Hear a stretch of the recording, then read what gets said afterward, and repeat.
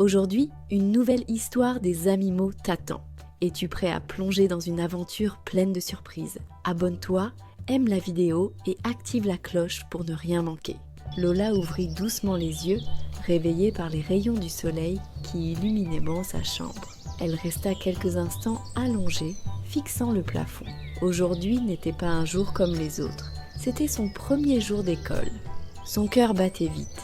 Elle était excitée, mais aussi un peu inquiète. Est-ce que les autres élèves seraient gentils? Est-ce qu'elle allait se faire des amis?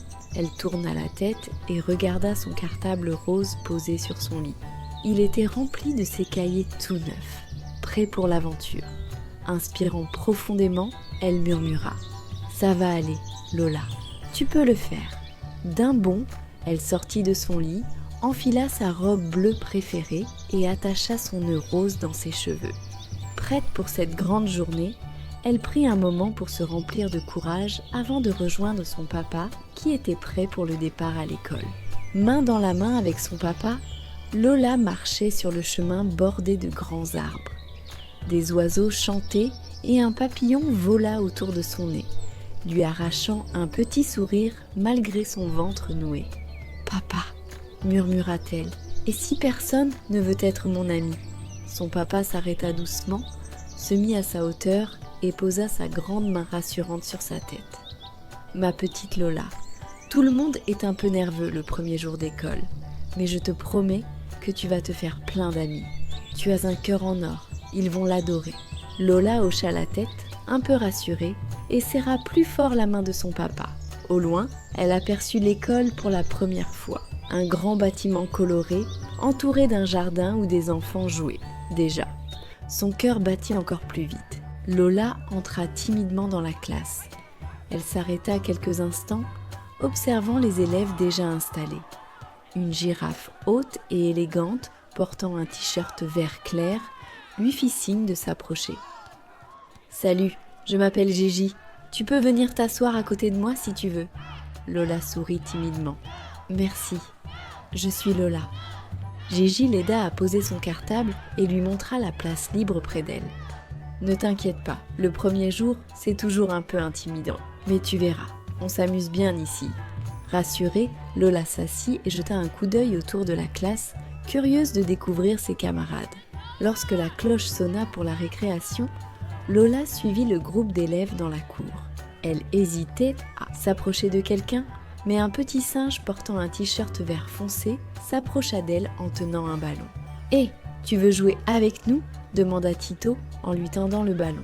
Lola sourit et hocha la tête. « Oui, avec plaisir. » Ils se mirent à jouer au ballon avec d'autres élèves. Tito riait à chaque fois qu'il marquait un but et Lola se surprit à rire avec lui. À l'heure du déjeuner, Lola entra dans la cantine avec son plateau et chercha une place. Elle aperçut un jeune lionceau au regard rassurant qui lui fit signe de venir. « Tu peux t'asseoir ici » dit-il avec un sourire. Lola posa son plateau et s'assit en face de lui. « Merci, je m'appelle Lola. Et toi ?»« Enchantée Lola, moi c'est Léon.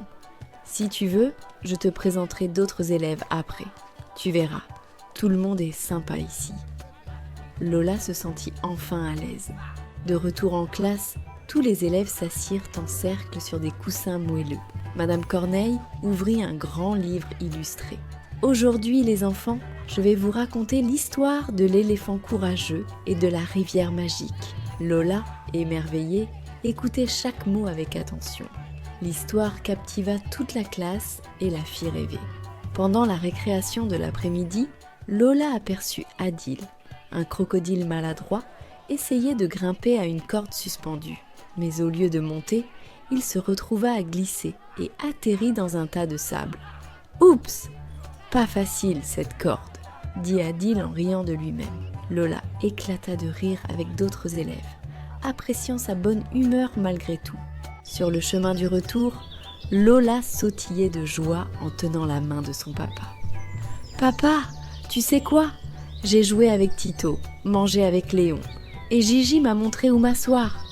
Je suis tellement fière de toi, ma chérie, » répondit son papa en souriant. De retour dans sa chambre, Lola serra sa peluche préférée contre elle en repensant à sa journée. Elle murmura avant de s'endormir. Vivement demain pour retrouver mes amis. Aujourd'hui, une nouvelle histoire des animaux t'attend. Es-tu prêt à plonger dans une aventure pleine de surprises? Abonne-toi, aime la vidéo et active la cloche pour ne rien manquer. Le soleil brillait haut dans le ciel, inondant le terrain de sport de l'école d'une lumière éclatante. Les spectateurs, tous très motivés, agitèrent des drapeaux colorés en scandant les noms des concurrents.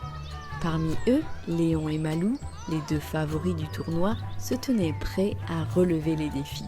Malou, le jeune loup ambitieux au bandeau violet, lançait des provocations à son rival. « Profite bien, Léon, c'est la dernière fois que tu vois ce trophée avant qu'il soit à moi. » Léon, le jeune lion calme mais confiant, répondit avec un sourire « On verra ça, mais rappelle-toi, ce n'est pas que gagner qui compte. » Les 3 épreuves étaient annoncées.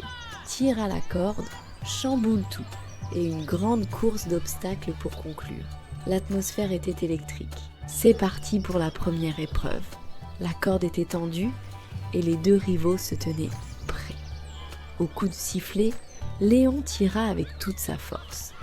Ses griffes s'enfonçaient légèrement dans le sol sablonneux, lui permettant de rester stable. Malou, de son côté, grinça des dents en serrant la corde. Mais Léon avait l'avantage. Sous les encouragements du public, Malou finit par perdre l'équilibre et lâcha la corde. Léon leva les bras en signe de victoire, tandis que Malou, assis dans la poussière, se releva en dépoussiérant son t-shirt. « Bon, un coup de chance, grommela-t-il. Ça ne durera pas. »« On verra bien. » répondit Léon avec un clin d'œil. Au stand suivant, des piles de boîtes colorées attendaient d'être renversées. Malou s'avança en premier, prenant 3 balles dans ses mains. Concentré, il lança avec précision et fit tomber toutes les cibles en seulement 3 tirs. Il leva les bras, acclamé par la foule. « Et voilà, facile !» lança-t-il avec un sourire narquois en regardant Léon. Lorsque ce fut au tour de Léon, il manqua une cible lors de son 2e tir. Malgré sa détermination, il ne put égaler le score parfait de Malou. Ce dernier ne manqua pas l'occasion de le taquiner. « Pas facile d'être aussi précis que moi, hein ?» Léon haussa les épaules, un sourire en coin. Le tournoi n'est pas encore fini. Les 2 rivaux étaient maintenant à égalité. Tout allait se jouer dans la course d'obstacles. Le parcours d'obstacles s'étendait devant eux. Barrières à sauter, pneus à traverser, filets suspendus à escalader. Les 2 compétiteurs prirent position sous les regards captivés du public. Au coup de sifflet, Léon bondit en tête, utilisant sa vitesse naturelle pour franchir les premières barrières avec agilité. Malou, bien qu'un peu plus lent, resta concentré et récupérait son retard à chaque obstacle. « Tu ferais mieux d'aller plus vite, Léon », lança Malou, sourire provocateur. « Je vais te dépasser. » Léon, sans se retourner, répliqua « Si tu tiens le rythme, peut-être. » Le public retenait son souffle alors que les 2 rivaux franchissent les obstacles presque en synchronisation parfaite. Mais Malou, prenant des risques pour rattraper Léon, trébucha soudain en franchissant le dernier obstacle. Malou tomba lourdement, se tenant la cheville avec une grimace de douleur. Léon, qui venait de dépasser le dernier obstacle avant la ligne d'arrivée, s'arrêta en entendant le cri. Il se retourna et vit Malou au sol, tentant de se relever en vain. L'arrivée n'était qu'à quelques mètres, mais Léon hésita. Après une seconde, il fit demi-tour et courut vers son rival. « Pourquoi tu reviens? Tu peux gagner !» grogna Malou frustré. Léon lui tendit la main avec un sourire. « Peut-être, mais je ne vais pas te laisser là. On finit ensemble. » Malou, surpris, accepta son aide. « Merci » murmura-t-il, touché malgré lui. Léon passa le bras de Malou par-dessus son épaule et le soutint jusqu'à la ligne d'arrivée. Chaque pas était difficile pour Malou, mais Léon restait patient, avançant lentement à ses côtés. Le public, d'abord surpris, éclata en applaudissements et acclamations en voyant les 2 concurrents franchir ensemble la ligne. L'arbitre, ému, leva les bras. « Victoire partagée pour Léon et Malou. Vous êtes tous les 2 les champions d'aujourd'hui. » Finalement, Léon et Malou reçurent le trophée ensemble. Malou, un peu gêné mais reconnaissant, se tourna vers Léon. « Hé, Tu n'es pas si mauvais finalement. Léon éclata de rire. Merci, je pense que nous avons tous les deux mérité la victoire aujourd'hui. Malou répondit avec un sourire taquin. Mais la prochaine fois, c'est moi qui viendrai t'aider. Sous les applaudissements, les deux anciens rivaux se tenaient côte à côte, un trophée dans les mains et un début d'amitié dans les cœurs. Aujourd'hui, une nouvelle histoire des Amimos t'attend. Es-tu prêt à plonger dans une aventure pleine de surprises? Abonne-toi, aime la vidéo et active la cloche pour ne rien manquer. Le soleil brillait sur la place du village, où les habitants s'affairaient pour préparer la grande fête annuelle. Lola aidait à décorer les arbres avec des guirlandes colorées, tout en admirant l'effervescence autour d'elle. « Lola !» appela soudainement Léon, un sourire enthousiaste sur son visage. « Oui !» répondit-elle doucement, curieuse. « Les habitants ont pensé que tu serais parfaite pour faire le discours d'ouverture de la fête, » annonça Léon.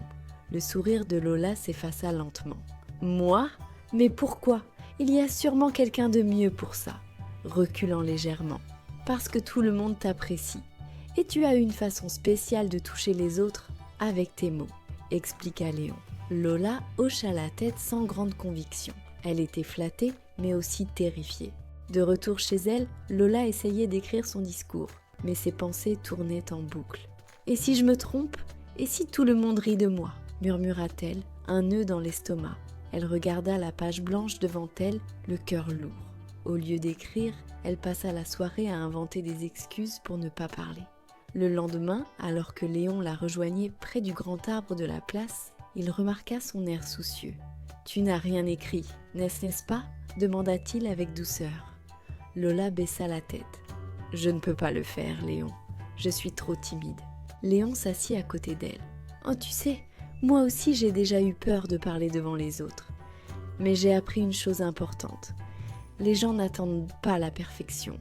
Ils veulent juste t'entendre, toi. » Lola leva les yeux, surprise. « Mais tu sembles toujours si sûre de toi. » Léon sourit. « Ce n'est pas toujours facile.